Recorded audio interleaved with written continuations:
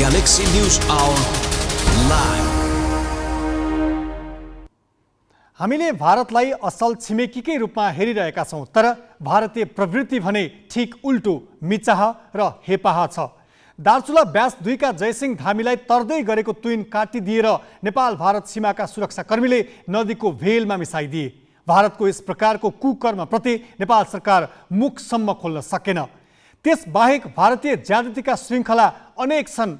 पारीबाट गोली चल्छ, वारीका नेपाली भक्काभक मर्छन्।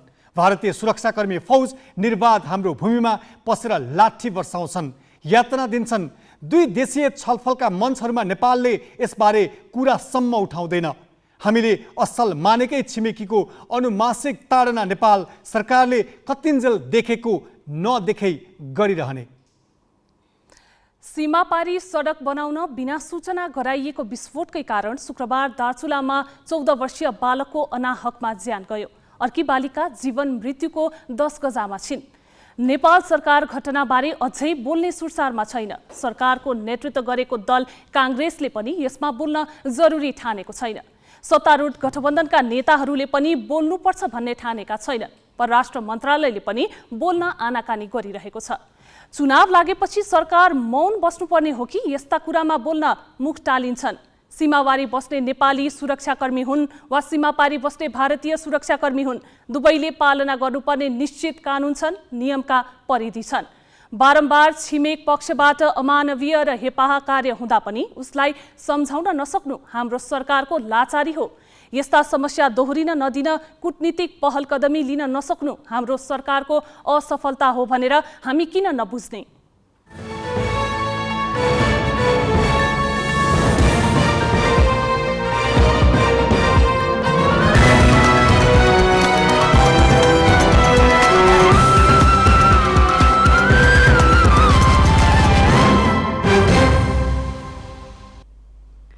नमस्कार, यो हो ग्यालेक्सी न्यूज आवर। अब हेडलाइन्स।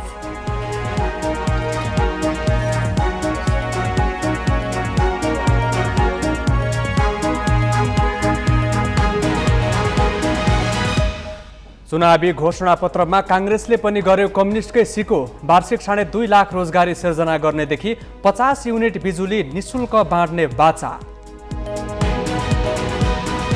प्रमुख दलका शीर्ष नेताले नै आचार संहिताको धज्जी उडाउँदा निर्वाचन आयोग लाचार।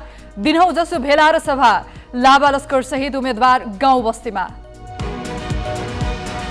कालीकोटमा बम विस्फोट हुँदा कोदोबारीमा खेल्दै गरेका 3 बालिकाको मृत्यु, 2 गम्भीर घाइते, प्रहरीले थाल्यो अनुसन्धान। छठको दोस्रो दिन आज खराना गरिँदै पूजाका लागि छठीघाट सिंगारियो। भोलि अस्ताउँदो सूर्यलाई अर्घ दिइने।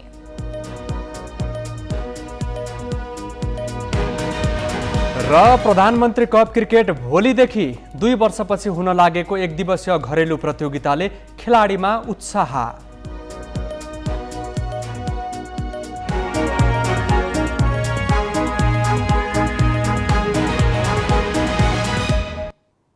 मङ्सिर 4 का लागि तय प्रतिनिधि सभा र प्रदेशसभा निर्वाचन आउन अब 22 दिन मात्र बाँकी छ। निर्वाचनमा मतदाता सामु भोट माग्नका लागि घोषणा पत्र ल्याउने पुरानै चलन हो। प्रमुख सत्तारूढ नेपाली काङ्ग्रेसले चुनावपछि आफ्नो नेतृत्वमा सरकार बन्ने दाबीसहित 52 पृष्ठ लामो घोषणा पत्र सार्वजनिक गरेको छ, जसमा रोजगारीदेखि सामाजिक सुरक्षा, राष्ट्रिय सहमतिका आधारमा विदेश नीति निर्माण लगायतका आश्वासन बाँडिएका छन्। अवसर पाएका बेला काम गर्न चुकेको काङ्ग्रेसले पत्यार नलाग्ने विषय पनि घोषणा पत्रमा समेटेको छ, तर उसका कतिपय बाचा भने असम्भव खालका छैनन्। काङ्ग्रेसले घोषणापत्र बनाउन महामन्त्री विश्वप्रकाश शर्माको नेतृत्वमा 41 सदस्यीय समिति गठन गरेको थियो। त्यो समितिले 1.5 महिना लगाएर तयार पारेको घोषणापत्र शनिबार सार्वजनिक गरिएको छ। संविधानको रक्षा, स्थिरता र समुन्नतिको आधार, काङ्ग्रेसकै नेतृत्वमा अबको सरकार बन्ने मुख्य नाराका साथ सार्वजनिक गरिएको घोषणापत्रमा 5 वर्षमा 12.5 लाख नयाँ रोजगारी सिर्जना गर्ने बाचा गरिएको छ। रोजगारी सिर्जना गर्ने क्षेत्र समेत तोकिएका छन्। कृषि, थोक तथा खुद्रा बिक्री, उत्पादनमूलक उद्योग, निर्माण र शिक्षालाई काङ्ग्रेसले रोजगारीका 5 ठूला क्षेत्र भनेको छ। निजी क्षेत्रसँगको परामर्शमा 6 महिनाभित्र आर्थिक सुधारको प्याकेज ल्याउने काङ्ग्रेसको प्रतिबद्धता छ। आर्थिक रूपले देशको अहिलेको वर्तमान अवस्था, हाम्रो क्षमता हाम्रा यहाँ नेपालमा भएका विभिन्न खालका संरचनाहरू र हामीले परिचालन गर्न सक्ने देश र देश बाहिरका स्रोतहरू, हाम्रो क्षमताले परिचालन गर्न सक्ने स्रोतहरू र हामीले त्यहाँ योजनामा राखेका, हामीले प्रस्तावमा राखेका नीतिगत र कानुनी जुन सुधार गर्नुपर्ने त्यो गऱ्यौँ भनेदेखि यो सबै व्यावहारिक छ र हामी गर्न सक्छौँ। यो यथार्थतामा आधारित छ, कुनै पनि यसमा लोकरिजाइको नारा चाहिँ छैन। घोषणापत्रमा गरिएको बाचा अनुसार रोजगारी सिर्जनाका लागि संरचनात्मक परिवर्तन गर्नुपर्ने काङ्ग्रेसले बताएको छ। तर सरकारको नेतृत्व गरेका बेला काङ्ग्रेसले संरचनात्मक सुधारका लागि भने खासै काम गरेको इतिहास छैन। 5 वर्षमा वार्षिक 20 लाख पर्यटक भित्राउने बाचा पनि पत्यार लाग्दो छैन, किनभने नेपालमा अहिलेसम्म कुनै वर्ष पनि 12 लाखभन्दा बढी पर्यटक आएकै छैनन्। औसत आयु 73 वर्षमा पुर्याउने लक्ष्य राखेको काङ्ग्रेसले मतदाता रिचाउनका लागि वृद्ध भत्ता पनि 65 वर्षमै दिने लोकप्रिय घोषणा गरेको छ। वितरणमुखी कार्यक्रमको विरोध गर्ने काङ्ग्रेसले ढुकुटीको व्यवस्था गरी लोक रिजाइका लागि कार्यक्रम ल्याउनुलाई स्वाभाविक मानिएको छैन। ज्येष्ठ नागरिक भत्तालाई पहिला 70 वर्षकोले मात्रै पाउँथ्यो, त्यसलाई 68 सम्म पाउने गरिसकेका छौँ। अब त्यसलाई चाहिँ हामी क्रमशः चाहिँ 65 मा ल्याउँदैछौँ। सामाजिक सुरक्षाको क्षेत्रमा बिमालाई चाहिँ सम्पूर्ण नेपाली नागरिकहरूलाई चाहिँ बिमा सुनिश्चित गर्ने कुराहरूदेखि लिएर स्वास्थ्य, शिक्षा, पूर्वाधार, पर्यटन, यो व्यापार घाटा कम गर्ने, यो हरित अर्थतन्त्र सिर्जना गर्ने, पेट्रोलियम पदार्थको चाहिँ आयातमा जुन चाहिँ निर्भरता छ त्यसलाई कम गर्ने र हामीले ट्रान्सपोर्टेसन सिस्टम र त्यस्तै गरेर चाहिँ कुकिङ सिस्टमलाई पनि विद्युतीय माध्यममा लाने, यी कुराहरू चाहिँ हाम्रो चाहिँ घोषणापत्रमा आएको छ। सामाजिक सुरक्षाका लागि कोखदेखि शोकसम्मको नारासहित विभिन्न कार्यक्रम ल्याउने घोषणा गरिएको छ। 3 वर्ष मुनिका बालबालिका र 73 वर्ष माथिका ज्येष्ठ नागरिकलाई निःशुल्क उपचारको व्यवस्था मिलाउने काङ्ग्रेसको प्रतिबद्धता छ। सबै नागरिकलाई स्वास्थ्य बिमाको दायरामा ल्याउने र बिमा रकम 1 लाखबाट 10 लाख रुपियाँ पुर्याउने भनिएको छ। उपादेयता नदेखिएका विभाग र सार्वजनिक संस्थान खारेज गर्नेदेखि सङ्घीय संसद र प्रदेश सभाले बनाउन बाँकी रहेका कानुन 1 वर्षभित्र निर्माण गरी सङ्घीय प्रणालीलाई प्रभावकारी बनाउने प्रतिबद्धता जनाइएको छ। निरन्तरतामा नवीनताका साथ हामी आएका छौँ। बदलिएको समयलाई सम्बोधन गर्ने ढङ्गले हामी आएका छौँ। सस्तो कुराहरू नराखिकन, भ्रमका कुराहरू नराखिकन अरूको आलोचना गर्ने भन्दा पनि हामी के गर्छौँ भनेर आएका छौँ। हामी विगतमा कसले के बिगार्यो, कमजोरी गर्यो भन्ने कुरातर्फ बढी होइन, हामी के बनाउन सक्छौँ भन्ने हिसाबले आएका छौँ। सँगैमा हामीले सरकार सञ्चालन गर्दै गर्दा भएका राम्रा उपलब्धि पनि राखेका छौँ र हामीले सरकार सञ्चालन गर्दै गरेका कमी कमजोरीहरूलाई आत्मसमीक्षा गर्दै त्यसलाई नदोर्याउने प्रतिबद्धता पनि गरेर आएका छौँ। भ्रष्टाचारको अभियोग लागेका विजय गच्छेदारलाई उम्मेद्वार बनाएको काङ्ग्रेसले घोषणापत्रमा अनियमितता र फौजदारी कसुर लागेकाहरूलाई तत्काल पदमुक्त गरेर छानबिन गर्ने बाचा गर्नुलाई चुनावी गफका रूपमा मात्र लिइएको छ। उसले घोषणापत्र मार्फत एमालेप्रति व्यङ्ग्य प्रहार गरेको छ। दलभित्रको आन्तरिक विवादका कारण प्रतिनिधि सभा विघटन गर्ने अलोकतान्त्रिक र असंवैधानिक कदम नचाल्ने भनी एमालेमाथि व्यङ्ग्य प्रहार गरेको हो। एमाले अध्यक्ष केपी शर्मा ओलीले करिब 2/3 बहुमतको सरकारको नेतृत्व गर्दा पार्टीभित्रको झगडा मिलाउन नसकेर प्रतिनिधि सभा 2 पटक विघटन गरेका थिए। क्यामेरामा साधुराम लामिछानेका साथ अङ्गराज नेउपाने, ग्यालेक्सी फोके, काठमाडौँ। 2074 को स्थानीय तहमा सँगसँगै हिँडेका नेपाली काङ्ग्रेस र माओवादी केन्द्र मङ्सिर 10 र 21 गतेको प्रतिनिधि सभा र प्रदेशसभा निर्वाचनमा पुग्दा आम्ने सामने भए।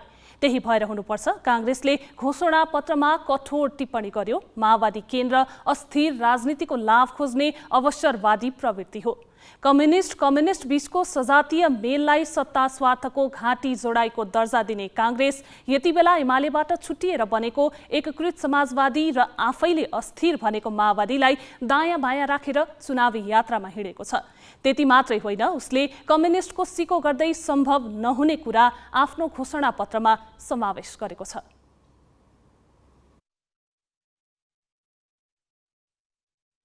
2074 को निर्वाचन एमाले र काङ्ग्रेसका लागि धेरै हिसाबले बिर्सन लायक रह्यो। एमाले माओवादीसँगको सहकार्य टिकाउन सकेन, मत परिणामको रक्षा होइन, आफ्नै पार्टी समेत जोगाउन सकेन। मतदाताको आँखाबाट हेर्दा नागरिकले त्यति हावातारी र उडन्ते बाचाको सामना कहिल्यै गर्नु परेको थिएन। अघिल्लो निर्वाचनमा महत्वाकांक्षी प्रतिबद्धता अघि सार्न काङ्ग्रेस र एमाले बीच प्रतिस्पर्धा चलेको थियो। त्यति बेला काङ्ग्रेसले प्रतिव्यक्ति आय 1,50,000 पुर्याउने मात्र होइन, 5 वर्षभित्रमा अर्थतन्त्रको आकारै 50 खर्ब पुर्याउने उद्घोष गर्यो। 5 वर्षभित्र 5000 मेगावाट विद्युत उत्पादन गर्ने घोषणा गर्यो। उसले विपन्न नागरिकलाई मासिक 30 युनिट बिजुली सित्तैमा उपभोग गर्न दिने पनि भनेको थियो। यसबाहेक अघिल्लो निर्वाचनमा काङ्ग्रेसका प्रतिबद्धता यस्ता थिए।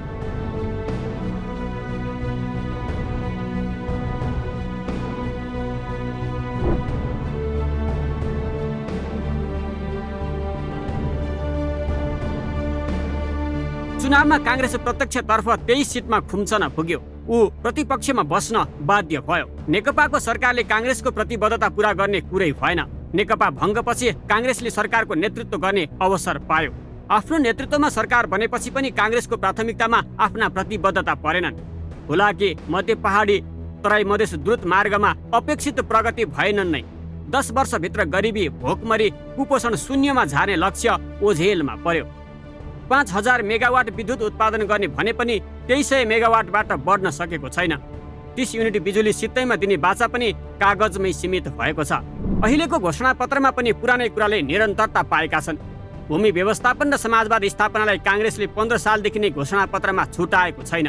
30 युनिटसम्मको बिजुली निशुल्क गर्न नसकेको काङ्ग्रेसले अहिले 20 युनिट थप गरेर 50 युनिट निशुल्क दिने आश्वासन बाँडेको छ। वर्षको 2.5 लाख रोजगारी सिर्जना पनि पत्यार लाग्दो छैन। देशभित्र रोजगारीको अवसर नपाएर अहिले वार्षिक 5 लाख हाराहारी युवा वैदेशिक रोजगारीमा जान बाध्य छन्। देशका गिने चुनेका अर्थशास्त्री भेला गरेर बनाएको घोषणापत्र व्यवहारिक भन्दा सपनाको पुलिन्दा जस्तो देखिन्छ। 5 वर्षमा 10,000 मेगावाट विद्युत उत्पादन एउटा उदाहरण हो।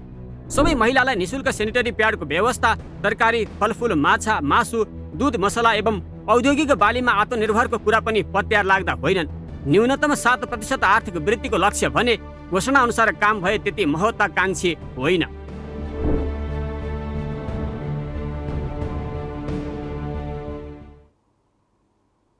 नेपाली काङ्ग्रेसको घोषणापत्र निर्माण समितिको संयोजक महामन्त्री विश्व प्रकाश शर्मा भए पनि त्यसमा खास काम गरेका व्यक्ति हुन् अर्थशास्त्री स्वर्णिम वाग्ले। उनले घोषणापत्र यथार्थपरक भएको दावी गरेका छन्। अनुभवजन्य निष्कर्षका आधारमा कार्यान्वयन गर्न सम्भव विषयलाई घोषणापत्रमा समेटिएको उनको भनाइ छ।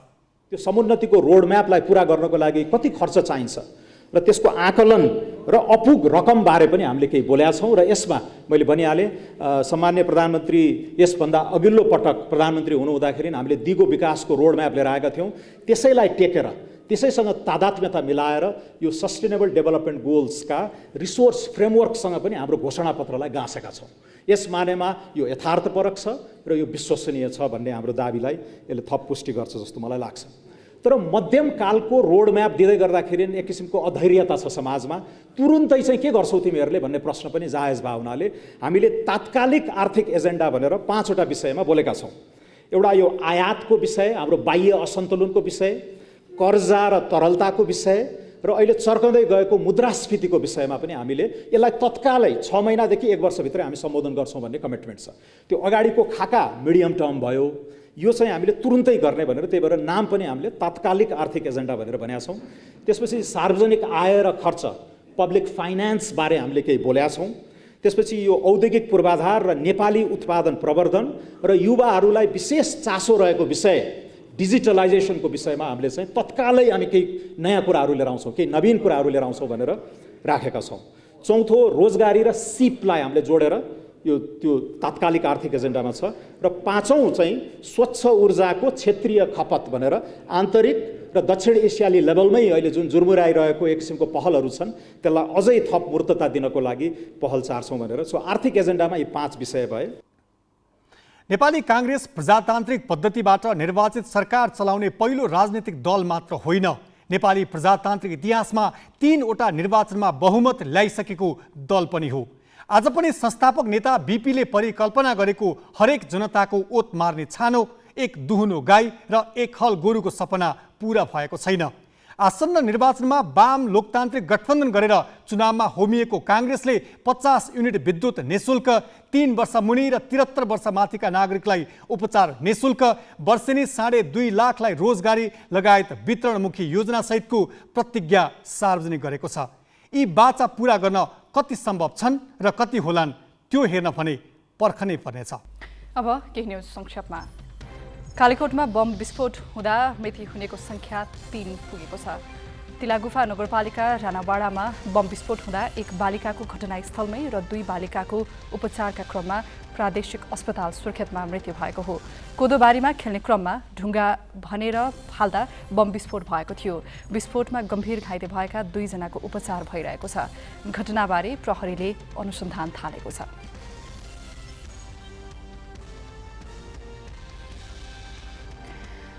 पूर्व प्रधानमन्त्री एवं नेकपा एमालेका अध्यक्ष केपी शर्मा ओलीले भारतले सडक निर्माण गर्ने क्रममा दार्चुलामा नेपाली बालक पवन महराको मृत्यु भएको घटनाबारे प्रधानमन्त्री शेरबहादुर देउवासँग जवाफ मागेका छन्। ओलीले आज सामाजिक सञ्जाल फेसबुक मार्फत बालकको मृत्युमा मौन रहेको भनी देउवामाथि प्रश्न उठाएका हुन्।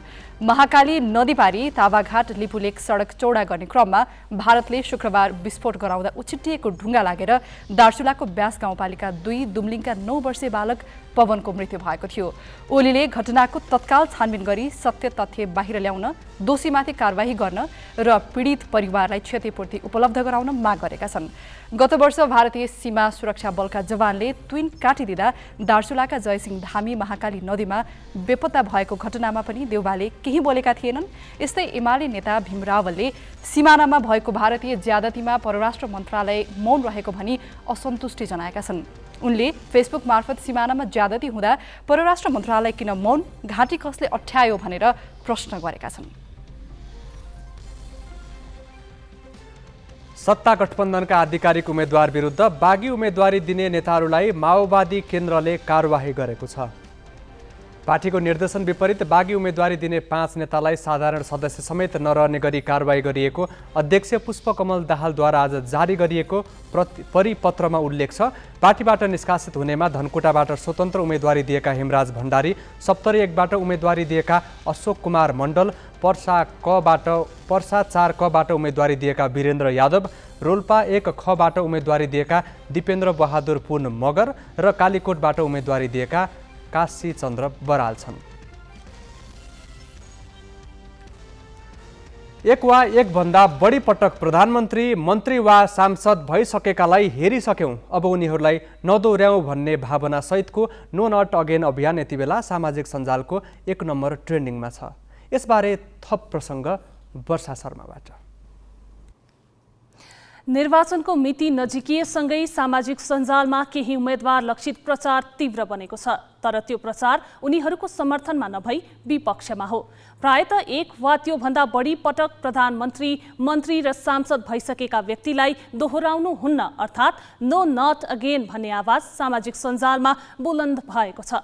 उम्मेदवार लक्षित यस्ता अभिव्यक्ति रोक्ने निर्वाचन आयोगको प्रयासले उनीहरूलाई अझै आक्रामक बनाएको छ।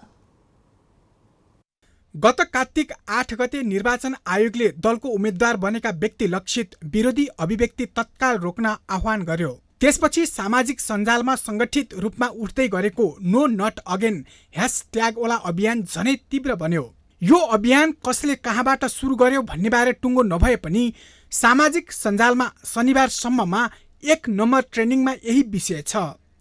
पदमा पुगिसकेका पुराना नेतालाई पुनः दोहोऱ्याउनु हुन्न भन्दै चलेको अभियानलाई खुलेर समर्थन गर्ने बढिरहँदा जनमत बिग्रने डर नेतामा समेत देखिन्छ।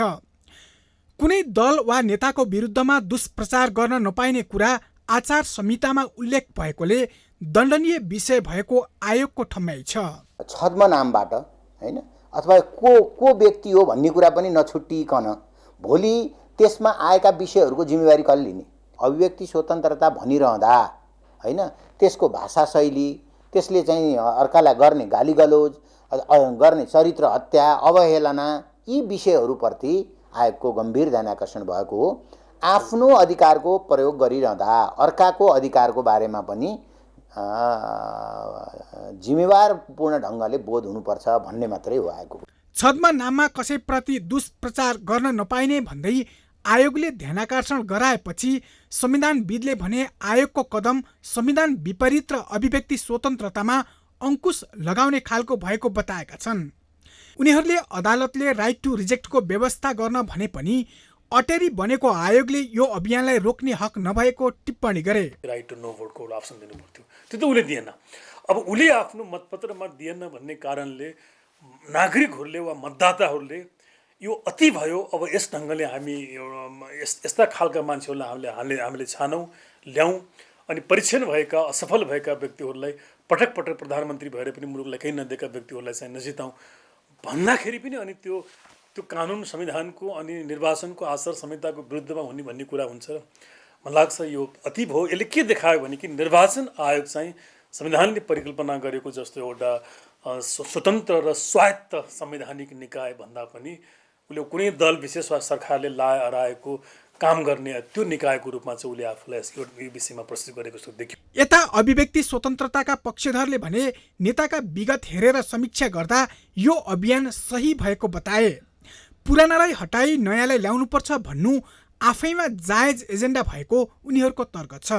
निश्चित राजनीतिक नेता जो लामो समयदेखि नेपालको राजनीतिक गतिरोधमा मुख्य पात्रको रूपमा उनीहरूले भूमिका खेलेका छन्, जिम्मेवार छन् र नेपाली समाजको प्रगतिको बाधक बनेर खडा भएका जुन नेताहरू छन् उनीहरूलाई यसपालि चुनावमा जिताउनु हुँदैन भन्नु एकदम जायज कुरा हो। चुनावमा कसैको समर्थन जति गरिन्छ त्यति नै विरोध पनि गरिन्छ र यो विरोध गर्ने अधिकार अन्तर्गतको अभियान हो। त्यसैले यो नो नट अगेन भन्ने अभियान एकदमै जायज र सान्दर्भिक अभियान हो। नो नट अगेन अभियानको आधिकारिकता कोसँग छ प्रश्न छैन। यसको आधिकारिक पेज भनिए पनि यो नामका दर्जनौं पेज छन्। ती पेजबाट विभिन्न नेताहरूलाई भ्रष्टाचारी, बेबिचारी लगायतका गम्भीर प्रकृतिका आरोप लगाएको छ। यस्तै आरोप लगाएको भन्दै माओवादी उम्मेद्वार पम्फा भुसालले नेपाल प्रहरीको साइबर ब्युरोमा उजुरी दिएकी छिन्। सुनसरीबाट प्रकाश तिमसिनाका साथमा मिलन बुढाथोकीको रिपोर्ट।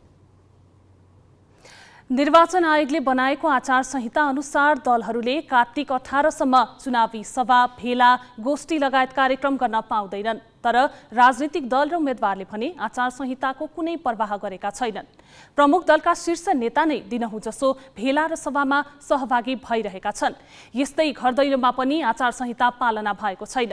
आयोगले 25 जना भन्दा बढी घर दैलोमा जान नपाइने भने पनि शीर्ष नेताहरू नै 100 भन्दा बढीको लावा लस्कर सहित गाउँ बस्तीमा पुगिरहेका छन्।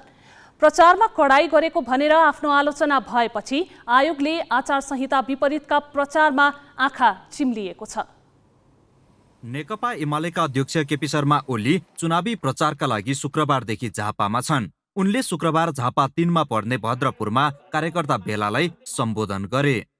यस क्षेत्र नम्बर 3 मा सङ्घमा राजेन्द्र लिङ्गदेनजीलाई अत्यधिक मतले विजयी बनाउनुहोस् र प्रदेशमा बसन्त बानियाजी र छवि चुडालजीलाई अत्यधिक मतले विजयी बनाउनुहोस्। त्यो देशको हितको निम्ति हुनेछ, देशको रक्षाको निम्ति हुनेछ, देशको विकासको निम्ति हुनेछ। ओली शनिबार दमक र कमल गाउँपालिकामा जनता भेटघाट तथा अभिमुखी कार्यक्रममा सहभागी भए। ती कार्यक्रम पनि आयोगका अनुसार आचार संहिता विपरीत हुन्। आयोगको हेराइमा अहिले भइरहेका सबैजसो प्रचारात्मक कार्यक्रम आचार संहिता विपरीतका हुन्। राजनीतिक दल र तिनका उम्मेद्वारले आचार संहिताले रोक लगाए पनि भेला र सभालाई तीव्रता दिएका छन्। सत्ता गठबन्धनले त शीर्ष नेताकै उपस्थितिमा 7 प्रदेशमा कार्यकर्ता भेला नै गरिसकेको छ। माओवादी केन्द्रका अध्यक्ष पुष्पकमल दाहाल शनिबार गोर्खाको ताकुकोटमा कार्यकर्ताको लस्कर सहित पुगे। दाहालका अघिपछि 200 भन्दा धेरै नेता तथा कार्यकर्ता थिए। आयोगले भने 25 जना भन्दा बढीलाई सहभागी गराउन पाइँदैन भन्दै आएको छ। कार्यकर्ताको लस्कर सहित मतदाता सामु पुगेका उम्मेद्वारले घर दैलोमा 25 जनाको सीमा तथा सभा र भेलामा रोक लगाइएकामा आयोगकै आलोचना गरेका छन्। यो हाम्रो जस्तो पहाडी यो यस्तो किसिमको भौगोलिक अवस्था भएको जिल्लामा फेरि यसको नेगेटिभ पक्ष के हुँदो रहेछ भन्दाखेरि अब 61 वार्ड छ, 61 वार्डमा एक दिन पनि बिताउन नसकिने रहेछ कि भनेको चुनाव प्रचार गर्नलाई पुरै ठाउँमा नभ्याइने यो अप्ठ्यारो अवस्था यो पनि देखियो। अब यसलाई कसरी सन्तुलन गर्ने भन्ने कुरा चाहिँ अब यो के कुन भूगोललाई हेरेर लक्षित गरेर यो निर्वाचन आयोगले यो आचार संहिता ल्याएको हो होइन, यो अब काठमाडौँलाई हेरेर ल्याएको हो कि मधेसलाई हेरेर ल्याएको हो कि त पहाडी जिल्लामा मलाई यो चाहिँ एकदमै सायद सबै राजनीतिक दलहरूलाई अप्ठ्यारै भएको होला। चुनाव चिन्ह दिइसकेपछि कोट सभाहरू होइन आम सभाहरू गर्नुपर्ने थियो, तर चाहिँ त्यो हुन सकेन। त्यसो भएर अब निर्वाचन आयोगले हुन त आफ्नो आचार संहिता होला, तर पनि के हो भने अलिकति प्रचारको समय अलिकति छोटो भयो कि भन्ने हामीलाई लागेको छ। र हामीले चाहिँ हाम्रो के हो भने जसले यो चुनाव चाहिँ निर्वाचन चुनाव प्रदान गरिसकेपछि होइन चाहिँ अब चुनाव प्रचार गर्दा उपयुक्त हुन्थ्यो कि भन्ने मलाई लाग्यो हो। असोज 23 गते उम्मेदवारी दर्ता गराएका उम्मेद्वारलाई आयोगले 26 गते चुनाव चिन्ह दिएको थियो। आफ्ना एजेन्डा सुनाएर मतदातालाई आकर्षित गर्न गाउँ बस्तीमा जाने समय यही हो। गाउँ गाउँमा संगठन रहेका दल र तिनका उम्मेद्वारका हकमा कार्यकर्ताको लस्कर लाग्नु अस्वाभाविक पनि होइन। उम्मेद्वारलाई सबै मतदाताको घरमा पुग्न सम्भव हुँदैन। त्यसैले कार्यकर्ता भेला र सभा प्रचारकै रूप हो। अर्को कुरा, ठूलो भूगोल भएका निर्वाचन क्षेत्रका हकमा कार्तिक 18 पछि मात्र भेला र सभा गरेर आफ्ना कुरा सुनाउन उम्मेद्वारलाई समयले पुग्दैन।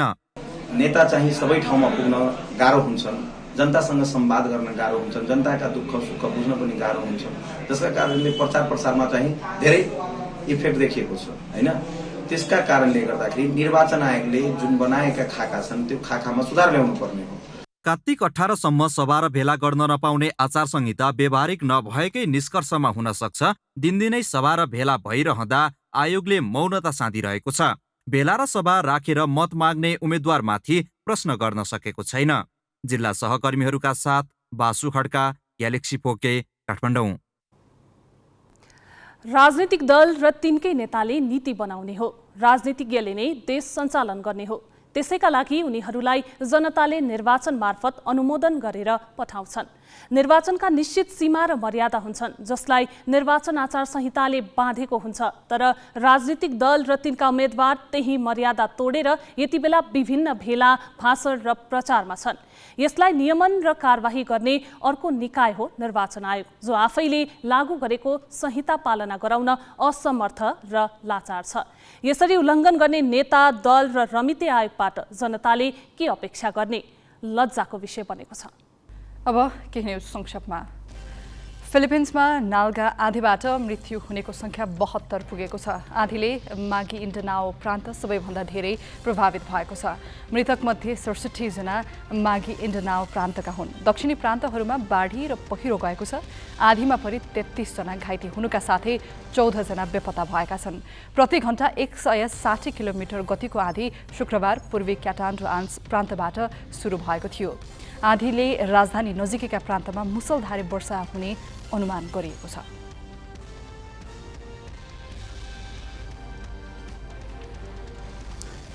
छठको दोस्रो दिन आज खरना मनाइँदैछ। खरनाका दिन दिनभरि उपवास बसेर बेलुका माटोको नयाँ चुलो र माटोकै भाँडामा सक्खर, दूध र चामलको खिर पकाई केराको पातमा राखेर छठी मातालाई चढाएर व्रतालु र परिवारका अन्य सदस्यले प्रसादको रूपमा खाने चलन छ। पर्वको मुख्य दिन भोलि व्रतालुले जलाशयमा पुगेर अस्ताउँदो सूर्यलाई पहिलो अर्घ दिनेछन्। सप्तमीका दिन बिहान व्रतालुले उदाउँदो सूर्यलाई दोस्रो अर्घ दिएपछि छठ पर्व समापन हुन्छ। छठ पर्वमा बनाइएका प्रसाद, ठकुवा, भुसुवा सहितका मिष्ठान्न परिकार इष्टजनलाई घरमै बोलाएर खुवाउने र आफन्त नातेदारकहाँ पुर्याउने प्रचलन छ। छठ पर्व सम्बन्धी बाँकी प्रसङ्ग नवराज पाण्डेबाट। छठका विषयमा थप जानकारी दिनका लागि वीरगञ्जबाट सहकर्मी देवराज पन्त र जनकपुरबाट किरण कर्ण प्रत्यक्ष सम्पर्कमा छन्। देवराजजी र किरणजी, यहाँहरू दुवैजनालाई स्वागत छ। छठको रमझम तपाईँहरूको पृष्ठभूमिमा हामी देखिरहेका छौँ। देवराजजी, के छ वीरगञ्जको घडियारबा पोखरीको त्यहाँको अहिलेको अवस्था कस्तो छ, जानकारी गराइदिनुहोस्। नवराजजी, यति बेला चाहिँ यो वीरगञ्जको यो घडियारबा पोखरीमा हामी यति बेला छौँ यो प्रत्यक्ष प्रसारणको क्रममा। यहाँ अहिले यति बेला यो भोलि पूजा गर्नका लागि, छठ पूजा गर्नका लागि यो पोखरी परिसरलाई झकिझकाउ गरिएको छ।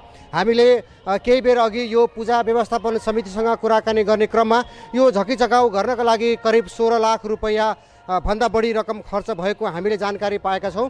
यसका लागि वीरगञ्ज महानगरपालिकाले 50,000 रुपैयाँ र बाँकी सबै रकमहरू चाहिँ यो दर्शनार्थीहरूले, भक्तजनहरूले नै दिएको र यो भोलि बिहानबाट चाहिँ यहाँ मानिसहरूको आउजा हुन्छ र अहिले पनि झकिझकाउ गर्नका लागि यो घडियारबा पोखरी परिसरमा यत्रतत्र मानिसहरूको भिडभाड अहिले पनि उत्तिकै रहेको छ। मेरो पृष्ठभूमिमा यति बेला यो सूर्यदेवको मन्दिर रहेको छ। यो सूर्यदेवको मन्दिर यो घडियारबा पोखरीको बिचमा रहेको छ र यो भोलि बिहानबाट यहाँ मानिसको आउजाउ हुन्छ भने साँझ अस्ताउँदो सूर्यलाई यहाँ अर्घ दिने कार्यक्रम रहेको छ। यति बेला देवराजी तपाईँ समक्ष फेरि पनि आउँछौँ। यति बेला जनकपुरबाट सहकर्मी किरण कर्ण हुनुहुन्छ। किरणजी, जनकपुरको त्यहाँको परिवेश र यो छठको अलिकति सांस्कृतिक मौलिक पक्षहरू के छन्, अलिकति जानकारी गराइदिनुहोस् न।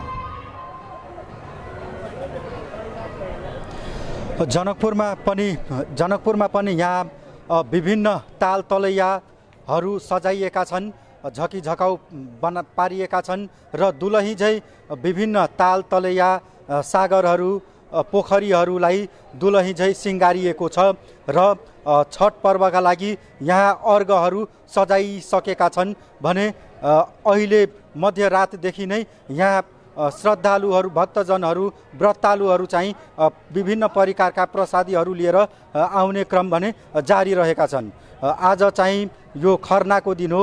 हिजो अर्बाइन थियो र आज खरनाको दिनमा भने यहाँ विभिन्न आफ्नो कुलदेवलाई खीर सक्खरको खीर चढाएर पूजापाठ गरेपछि यहाँ अब भोलि उदाउँदो सूर्यलाई यहाँ अर्घ दिने चलन छ। किरणजी, भोलि साँझ अस्ताउँदो सूर्यलाई अर्घ दिएर पर्सि बिहान उदाउँदो सूर्यको पूजा गरेपछि छठ समापन हुने भनेर हामीले त सुनिरहेका छौँ। यसको अर्थ, यसको सांस्कृतिक महत्त्व के छ?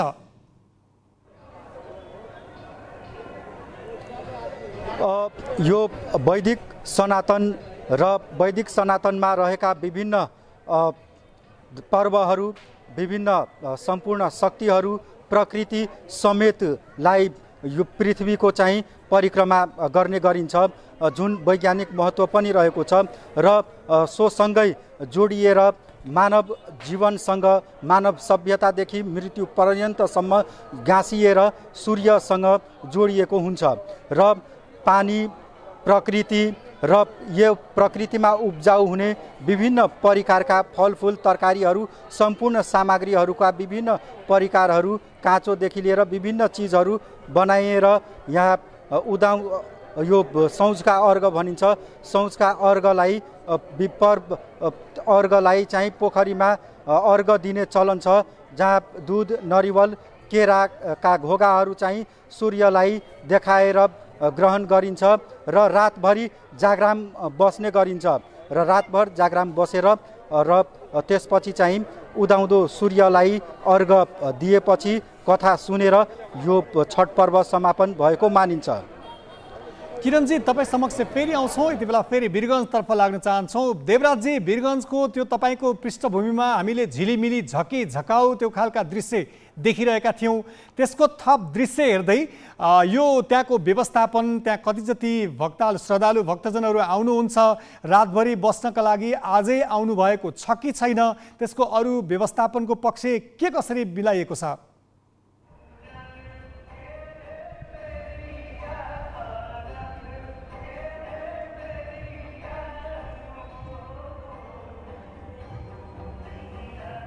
देवराजजी, त्यहाँको दृश्य त हामीले अघि तपाईँले देखाइरहनु भएको थियो, निकै झकी झकाउ झिलिमिली, त्यहाँ सजावट साह्रै भव्य देखिएको थियो। त्यहाँ श्रद्धालु भक्तजनहरू जो त्यहाँ बस्नुहुन्छ, त्यो घाट व्यवस्थापनको सन्दर्भमा चाहिँ के कस्तो व्यवस्थापन गरिएको छ, कसरी मिलाइएको छ त्यहाँ श्रद्धालु भक्तजनहरूको लागि? नवराजी, यो घडियारुवा पोखरीलाई भोलिको लागि भनेर यो 4वटा गेट रहेका छन्। यो घडियारुवा पोखरीको वरिपरि यो 4वटा गेटमा 15 जना सुरक्षाकर्मीको दरले चाहिँ यहाँ सुरक्षाको व्यवस्था मिलाएको छ भने यो मन्दिर, यो पूजा व्यवस्थापन समिति आफैले पनि स्वयंसेवकहरू यहाँ खटाएको छ र भोलि साँझबाट चाहिँ यहाँ जुन भोलि साँझबाट मात्रै यहाँनिर चाहिँ अस्ताउँदो सूर्यलाई जुन अर्घ दिने गरिन्छ, त्यसको लागि चाहिँ सम्भवतः भोलि 11 बजेबाट नै यहाँ दर्शनार्थीहरू भक्तजनहरू आउने क्रम रहन्छ भनेर हामीलाई आयोजकहरूले जानकारी दिएका छन्। त्यसको साथसाथमा आज चाहिँ विशेष गरी यो छठ पूजाका लागि भनेर आज नयाँ चुलो र आँपको दाउराबाट बनाइएको पकाइएको खीर हुन्छ, जुन चामल र सक्खर मात्रै मिसाएको हुन्छ, त्यो सेवन गर्छन् दर्शनार्थीहरूले, भक्तजनहरूले र जसले व्रत लिन्छन् उसले पनि। र आज साँझ त्यो खीर खाएपछि पर्सि उदाउँदो सूर्यलाई अर्घ नदिएसम्म पानी पनि नखाने, व्रत बस्नेले पानी पनि नखाने यहाँको परम्परा रहँदै आएको छ। यो पुरानो परम्परा रहँदै आएको छ र त्यसको साथसाथमा यो करिब करिब 48 घन्टासम्म चाहिँ यहाँनिर चाहिँ व्रत लिने गरिन्छ। त्यसको साथसाथमा यहाँ अहिले व्यवस्थापनका लागि अहिले पनि सुरक्षाकर्मीहरू परिचालन भएको हामी देखिरहेका छौँ। त्यसको साथसाथमा नेपाल प्रहरी, सशस्त्र प्रहरी यो पूजा परिसरमा यो उसमा जुन पोखरी छ, पोखरीको वरिपरि सुरक्षाकर्मीहरू अहिले पनि छन् र भक्तजनहरू चाहिँ अहिले पनि यो पोखरीको आसपासमा यत्रतत्र अहिले पनि आइरहेकै अवस्था छ यति बेला। साथै किरणजी, जनकपुरको त्यो क्षेत्रमा र त्यहाँ छठ घाटहरूमा छठ पर्व मनाउने तराईवासीहरू आजको रात त्यहाँ आउनुहुन्छ कि हुँदैन, बस्नु भएको छ छैन, त्यहाँको छठ घाटको अवस्था कस्तो छ? किरणजी र देवराजीबाट हामीले छठ पर्वको त्यहाँको व्यवस्थापन, छठ घाटको तयारी लगायतका विषयमा जानकारी लिँदै थियौँ। आज अक्टोबर 29 विश्व पक्षघात स्ट्रोक दिवस विश्वभर मनाइँदैछ। मस्तिष्कको नसा बन्द भएर मस्तिष्क मर्ने र मस्तिष्कमा रगत बग्ने लगायत कारणले पक्षघात हुन्छ। मधुमेह, उच्च रक्तचाप, रगतमा कोलेस्ट्रोलको बढ्नु, मोटोपनको समस्या र जीवनशैलीका कारण धेरै व्यक्तिमा पक्षघातको समस्या देखिने गरेको चिकित्सक बताउँछन्। नेपालमा अहिले पक्षघात भएका मध्ये 10% को मृत्यु हुने गरेको छ। युवा अवस्थादेखि नै पक्षघात हुने गरेको पाइएको छ। नेपालमा पक्षघातको समस्या कस्तो छ, उपचार प्रणाली के हो भनेर हामीले वीर अस्पतालका chief consultant neurosurgeon doctor Vinod Raj भण्डारीलाई सोधेका छौँ। कसैलाई चाहिँ दिमागको नसामा चाहिँ ब्लक भएर दिमाग मर्छ, त्यसले गर्दा पक्षघात हुन्छ भने कसैको चाहिँ दिमागमै रगत बगेर पक्षघात हुने गर्छ। धेरै जसो पक्षघात हुने कारण भनेको चाहिँ हजुरको यो प्रेसरहरू, सुगर हजुरको कन्ट्रोल नभएर, अरू चाहिँ हजुरको नियमित व्यायामहरू नपुगेर, हजुरको मोटोपन बढ्नाले यो जुन हजुरको रगतमा कोलेस्ट्रोलहरू बढेर र नसाहरू कमजोर भएर हुने हो। अनि त्यही कारणले गर्दाखेरि चाहिँ हजुरको जुन रिस्कले गर्दा हजुरको धेरै जसो हार्ट एट्याक हुन्छ, त्यस्तै कारणले गर्दाखेरि पक्षघात पनि हुने गर्दछ। पक्षघात भनेको हामीले यसलाई चाहिँ अर्को सरल भाषामा ब्रेन एट्याक पनि भन्छौँ, हार्ट एट्याक जस्तै। क्वाइट कमन छ नेपालमा अहिले, स्पेसल्ली हजुरको यो ओल्डर एज पिपुलहरूमा, जस्तै 60s कटेकोमा धेरै हुने गर्दछ। तर अहिले आएर चाहिँ नेपालको लाइफस्टाइलहरू चेन्ज भएर हजुरको अहिले चाहिँ क्रमशः यङ्गर एजको पिपुलहरूलाई पनि देखिन थालेको, जस्तै 40 वर्षमै 45 वर्षमै पनि जुन हुने रेसियो चाहिँ बढ्दैछ कि यो पक्षघात चाहिँ अहिले चाहिँ। जस्तै मुख बाङ्गिनु होइन, हजुरको 81 बोलीहरूमा गडबडी हुनु, बोल्न नसक्नु अथवा बोली चाहिँ लडबडाउनु, हात खुट्टाहरू कमजोर भएर जानु एकपट्टिको होइन, यस्तो समस्याहरू देखा परेमा चाहिँ तुरुन्तै हामीले चाहिँ स्ट्रोकको शङ्का र हस्पिटल गइहाल्ने हो। त्यसमा चाहिँ हामीले कुरिराख्ने कुरा आउँदैन। कसैलाई आँखा मात्रै धमिलो भए जस्तो लागेका हुन्छन्, त्यस्तो भयो भने एकचोटि गएर देखाउँदा चाहिँ केही नै जाँदैन, किनभने टाइम हो कि यसमा चाहिँ टाइम नै सबभन्दा ठुलो फ्याक्टर हो। हजुरहरूले यो म भोलि जान्छु पर्सि जान्छु भनेर हुने रोग होइन। जस्तै अरू रोगहरूमा मिल्ला, तर स्ट्रोकमा चाहिँ हजुर चाँडो पुग्नुभयो भने चाहिँ हात खुट्टा चल्न सक्ने सम्भावना एकदम बढी छ। अब हामीले कमन रूपमा हुने पक्षघात भनेको चाहिँ जुन स्ट्रोक भन्छौँ हामीले, त्यो भनेको चाहिँ दिमागकोमा जाने रगतको नसा ब्लक भएर, त्यो ब्लक भएर दिमागको सर्टेन पार्ट चाहिँ मर्छ। अनि युजली दाहिने पाटोमा मऱ्यो भने चाहिँ देब्रे पाटो चल्दैन र देब्रे पाटो पऱ्यो भने दाहिने पाटो चल्दैन हाम्रो। अनि यो चाहिँ त्यो रगतको नसा ब्लक हुने भएको कारणले गर्दा अहिले चाहिँ नेपालमा चाहिँ नयाँ प्रविधिहरू आइसकेको छ। जस्तै हजुर 4 घन्टा 6 घन्टाभित्रै आउनुभयो भने चाहिँ जुन ब्लक भएको नसालाई पनि खोल्न मिल्ने प्रविधि छ र चाँडै आउनु भएमा चाहिँ त्यो नसा रगतको नसा खोल्न सकिएमा चाहिँ उहाँहरूको हात खुट्टा फेरि चल्ने सम्भावना बढी हुन्छ। त्यही भएर यही प्रोग्रामबाट म यो मेसेज पनि दिन चाहन्छु कि यो चाँडो आउनुलाई चाहिँ पक्षघातमा एकदमै बिरामीहरूलाई फाइदा हुने गर्दछ। किनभने त्यो चान्सेस चाहिँ हजुरको जति टाइम ड्युरेसन बढ्दै जान्छ त्यो हात खुट्टा चलाउने हाम्रो जुन सम्भावना हुन्छ त्यो घट्दै जान्छ। सानो छ भने चाहिँ कति टाइम चाहिँ फिजियोथेरापी गरेर 2 महिना 3 महिना 1 वर्षसम्म नै बिरामीले रिकभरी गर्दै आउन सक्छ। कति त नर्मल भएर नै आउनु भएको छ। तर ठुलो स्ट्रोक छ भने युजली हजुरले भन्नुभएको छ रिकभर हुन अलिक गाह्रै हुन्छ। तर फिजियोथेरापीले गरेर उहाँलाई ट्रेन गर्न चाहिँ सकिन्छ होइन। ट्रेन गरेर जस्तै अब देब्रे साइडको भन्दा दाहिने साइडको स्ट्रोक चाहिँ युजली अलिकति नरम हुन्छ, किनभने हाम्रो प्रायः मान्छेको चाहिँ देब्रे दिमाग चाहिँ बढी काम गर्छ कि, बढी काम गर्दा मेन हुन्छ। जस्तै हाम्रो जुन बुझ्न सक्ने बोल्न सक्ने शक्ति चाहिँ धेरै जसोको चाहिँ देब्रे दिमागमा हुने भएर दाहिने दिमागको स्ट्रोक भन्दा देब्रे दिमागको स्ट्रोकले चाहिँ बिरामीलाई गाह्रो बनाउँछ र उनीहरूलाई रिकभर गर्नलाई अलिक गाह्रो हुन्छ। हजुरको ब्लड प्रेसर खाइरहेको मान्छेले 81 औषधि छोडिन्छन् मलाई ठिक भयो भनेर, त्यसपछि 81 हजुरको ब्लड प्रेसर बढ्छ र स्ट्रोकहरू हुने गर्छन्। त्यो बाहेक कोलेस्ट्रोलहरू कन्ट्रोलमा राख्ने होइन, नियमित हजुरको व्यायाम गर्ने, हजुरले आफूलाई फिट राख्ने, सुगर छ भने सुगरलाई कन्ट्रोलमा राख्ने, चिल्लोहरू घटाउने आफ्नो डाइटबाट, यस्तो गर्दा चाहिँ स्ट्रोकको सम्भावना चाहिँ घट्दै जान्छ। तर यदि हुँदाहुँदै पनि कतिलाई चाहिँ कुनै कारणै बिना पनि स्ट्रोक त हुन्छन्। लामो समय एउटै पार्टीमा रहेर कम्युनिस्ट आन्दोलनलाई उचाइमा पुर्याउन भूमिका खेलेका सहकर्मी बीच नै कडा प्रतिस्पर्धा हुने भएपछि गुल्मी 2 को निर्वाचन रोचक बन्ने भएको छ। यसअघिको निर्वाचनमा एक अर्कालाई जिताउन मरिमेटेरै लागेका गोकर्ण विष्ट र रामकुमारी झाँक्री अहिले भने आम्ने सामने छन्।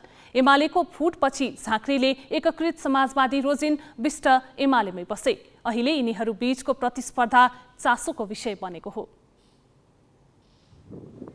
74 सालको निर्वाचनमा प्रतिनिधि सभामा गोकर्ण विष्टलाई भोट माग्दै हिँडेकी झाँक्री अहिले उनैको प्रतिस्पर्धी बनेकी छन्।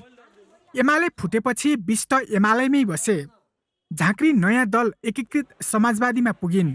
विद्यार्थी आन्दोलनबाट उदाएकी झाँक्री पहिलो पटक सत्ता गठबन्धनको साथ लिएर प्रतिनिधि सभा निर्वाचनको परीक्षामा छिन्। 74 सालको निर्वाचनमा एमालेबाट समानुपातिक सांसद भएकी झाँक्री एकीकृत समाजवादीबाट शहरी विकास मन्त्री समेत भइसकेकी छन्। गुल्मी 2 मा सत्तारूढ गठबन्धनमा आबद्ध दलमध्ये काङ्ग्रेस बलियो मानिन्छ। यस क्षेत्रमा एकीकृत समाजवादीको उपस्थिति भने नगण्य छ।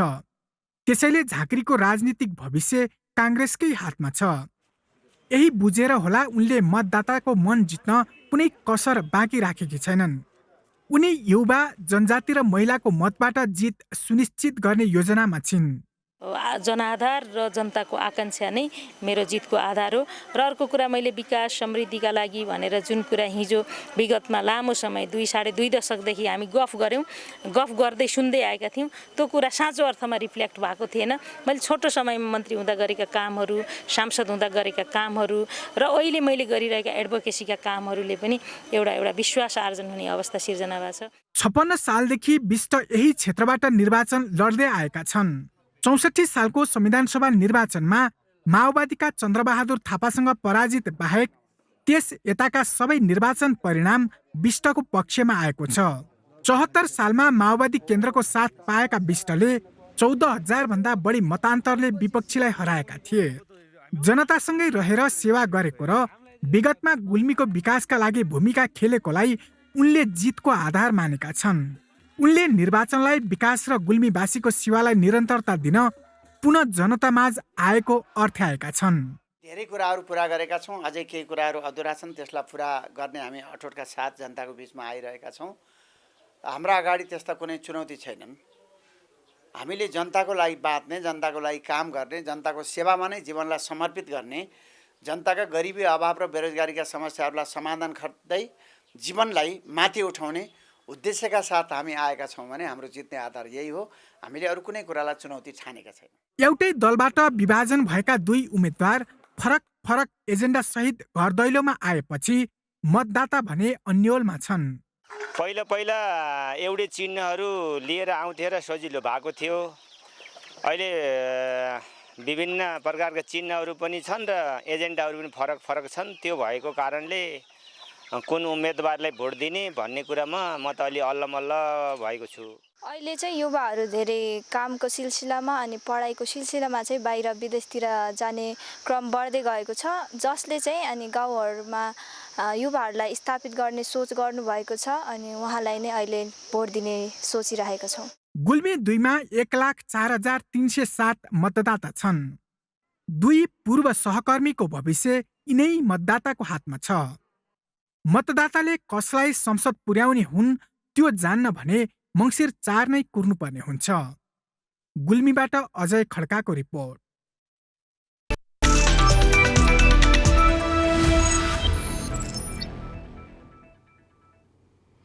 ग्लेन फिलिप्सको शतकमा न्युजिल्यान्डले टी20 विश्वकपमा श्रीलङ्कालाई 65 रनले हराएको छ। सिडनी क्रिकेट मैदानमा आज पहिलो ब्याटिङ गरेको न्युजिल्यान्डले 20 ओभरमा 7 विकेट गुमाएर 167 रन बनाएको थियो। खराब सुरुवात गरेको न्युजिल्यान्डका पहिलो क्रममा 3 ब्याट्सम्यानले दोहोरो रन छुन सकेनन्। 15 रन जोड्दा 3 विकेट झरिसकेको थियो। तर यसपछि फिलिप्सले इनिङ्स सम्हाले। उनले 64 बलको सामना गर्दै 10 चौका र 4 छक्का सहित 104 रन बनाए।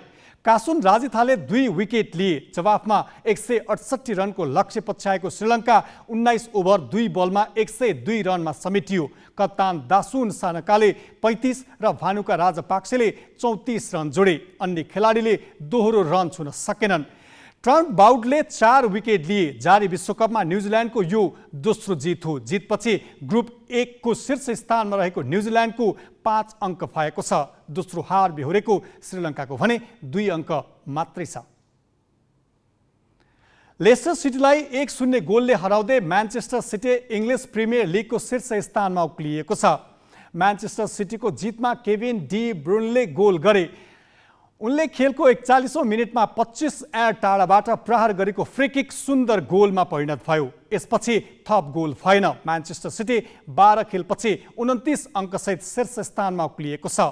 1 खेल कम खेलेको आर्सेनल 28 अङ्कसहित दोस्रो स्थानमा छ। लेभर सिटीको भने 11 अङ्क छ।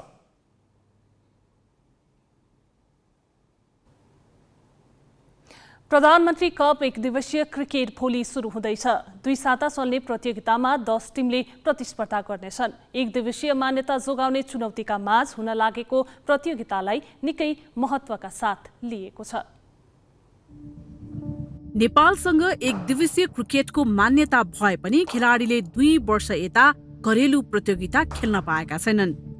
T20 प्रतियोगिता आयोजना गर्न तछाड मछाड भइरहँदा 1 दिवसीय खेललाई भने वास्ता गर्ने गरिएको छैन। 2 वर्षपछि भए पनि आइतबारदेखि 50 ओभरको प्रधानमन्त्री कप हुँदैछ। प्रतियोगितालाई लिएर खेलाडीहरू उत्साही देखिएका छन्। एकदमै एक्साइटेड छु यो टुर्नामेन्टको लागि, किनभने बाहिर चाहिँ 50 ओभर खेलिरहेछौँ होइन, तर डोमेस्टिक चाहिँ 2 वर्षदेखि खेलिरहेको छैनौँ। सो एकदम एक्साइटेड छौँ यो टुर्नामेन्टको लागि।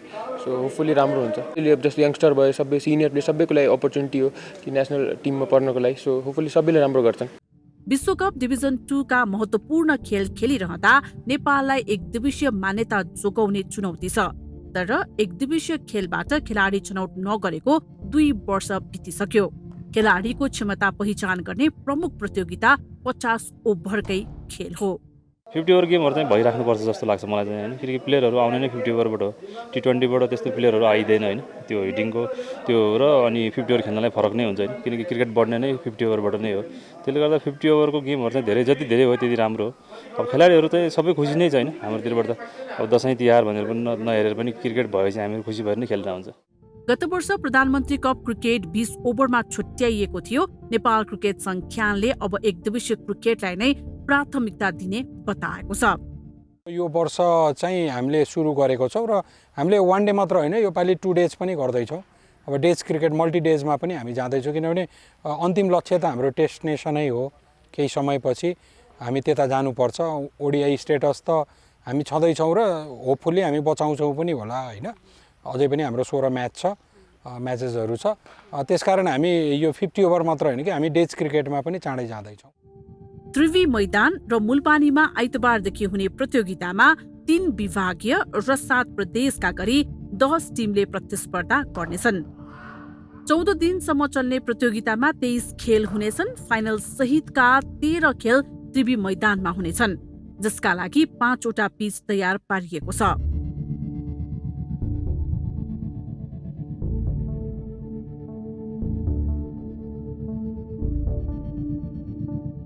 10 खेल मुलपानीमा हुनेछन्। मुलपानीमा यसअघि 22 रनमै अलआउट भएको इतिहास रहेकाले यसपालि नयाँ पिच बनाइएको छ, जसको परीक्षण यही प्रतियोगिताबाट हुनेछ। लास्ट इयरको जुन विकेट थियो अहिले हामीले चेन्ज गरेर नयाँ विकेट बनायौँ, त्यो खनेर चाहिँ हटाइदियौँ त्यो पुरानो। अहिले चाहिँ हामीले नयाँ तरिकाले विकेट बनाएको छौँ। नेपालमा कहीँ पनि नभएको चाहिँ अहिले हामीले ब्ल्याक सोइल, प्रायः जसो हामी नेपालमा चाहिँ ब्राउन सोइल र रेड सोइल युज गरिरहेको थियो। यो त अहिले फर्स्ट टाइम हामीले ब्ल्याक सोइल युज गरिरहेको छौँ। यसको क्ले कन्टेन्ट हाई छ र हामीले चाहिँ आशा के गरेको छौँ, यो विकेट चाहिँ ब्याटिङको लागि चाहिँ राम्रो हुन्छ, एउटा सिम बलरको लागि पनि राम्रो हुन्छ। पहिलो दिन भोलि डिफेन्डिङ च्याम्पियन त्रिभुवन आर्मी र एपीएफ तथा नेपाल प्रहरी र बागमती प्रदेश आम्ने सामने हुनेछन्। विजेताले 10 र उपविजेताले 5 लाख रुपैयाँ त पाउने छन् नै, प्रतियोगिता खेलाडीका लागि आफ्नो क्षमता देखाउने राम्रो अवसर समेत छ। हामी ग्यालेक्सी न्युज आवरको अन्त्यमा छौँ। जाँदा जाँदै हेडलाइन्स।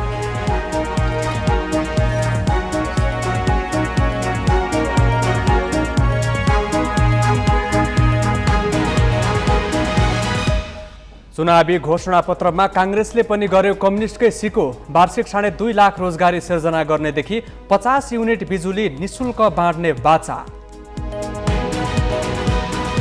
प्रमुख दलका शीर्ष नेताले नै आचार संहिताको धज्जी उडाउँदा निर्वाचन आयोग लाचार। दिनहौ जसो भेला र सभा, लाभा लस्कर सहित उम्मेद्वार गाउँ बस्तीमा। कालीकोटमा बम विस्फोट हुँदा कोदोबारीमा खेल्दै गरेका 3 बालिकाको मृत्यु, 2 गम्भीर घाइते, प्रहरीले थाल्यो अनुसन्धान। छठको दोस्रो दिन आज खराना गरिँदै पूजाका लागि छठीघाट सिंगारियो। भोलि अस्ताउँदो सूर्यलाई अर्घ दिइने।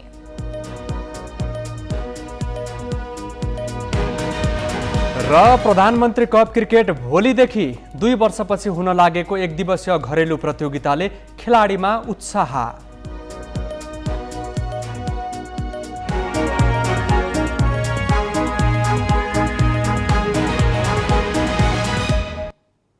आजलाई ग्यालेक्सी न्युज आवर सकियो।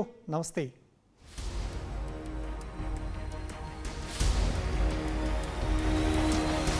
This is Galaxy News Hour Live.